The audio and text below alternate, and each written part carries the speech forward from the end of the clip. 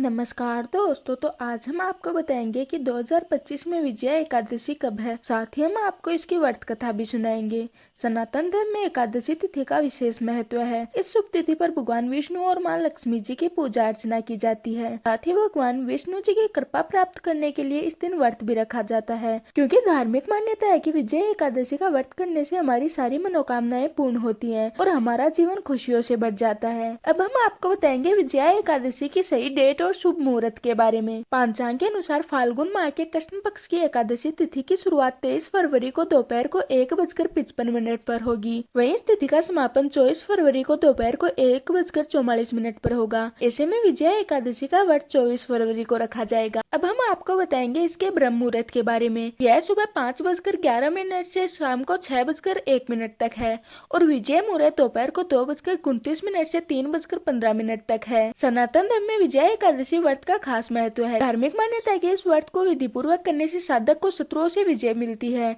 साथ ही भगवान विष्णु की कृपा से कारोबार में भी वृद्धि होती है। अब हम आपको सुनाएंगे विजया एकादशी की व्रत कथा। एक बार धर्मराज युधिष्ठिर श्री भगवान से बोले, हे जनार्दन, फाल्गुन माह के कृष्ण पक्ष की एकादशी का क्या नाम है तथा इसकी विधि क्या है, कृपा करके आप मुझे बताइए। तब श्री भगवान बोले, हे राजन, फाल्गुन मास के कृष्ण पक्ष की एकादशी का नाम विजया एकादशी है। इसके व्रत के प्रभाव से मनुष्य को विजय प्राप्त होती है और यह सभी व्रतों में उत्तम व्रत माना जाता है। फिर वो बताते हैं कि एक समय नारद जी ने जगत पिता ब्रह्मा जी से कहा, हे महाराज, आप मुझे फाल्गुन माह के कृष्ण पक्ष की एकादशी का विधान कहिए। तब ब्रह्मा जी कहने लगे कि हे नारद, विजया एकादशी का व्रत पुराने तथा नए पापों को नाश करने वाला है। इस विजया एकादशी की विधि मैंने आज तक किसी को नहीं कही। त्रेता युग में मर्यादा पुरुषोत्तम श्री रामचंद्र जी को जब 14 वर्ष का वनवास हो गया था, वे श्री लक्ष्मण तथा सीता जी सहित पंचवटी में निवास करने लगे। वहाँ पर दुष्ट रावण ने जब सीता जी का हरण किया, तब इस समाचार से श्री रामचंद्र जी तथा लक्ष्मण जी अत्यंत व्याकुल हो गए थे और सीता जी की खोज में चले गए। घूमते घूमते जब वे जटायु के पास पहुँचे तो जटायु ने उन्हें सीता जी का वर्णन सुनाया। फिर बाली का वध भी किया गया। हनुमान जी ने लंका में जाकर सीता जी का पता लगाया और उन्होंने श्री रामचंद्र जी और सुग्रीव की मित्रता का वर्णन भी किया। वहाँ से लौटकर हनुमान जी ने भगवान राम के पास आकर सभी समाचार कहे, जिसके बाद श्री रामचंद्र जी ने वानर सेना सहित सुग्रीव की संपत्ति से लंका में प्रस्थान किया। जब श्री रामचंद्र जी समुद्र के किनारे पहुंचे, तब उन्होंने मगरमच्छ आदि से युक्त उस अगाध समुद्र को लेकर लक्ष्मण जी से कहा कि यह समुद्र हम किस प्रकार पार करेंगे।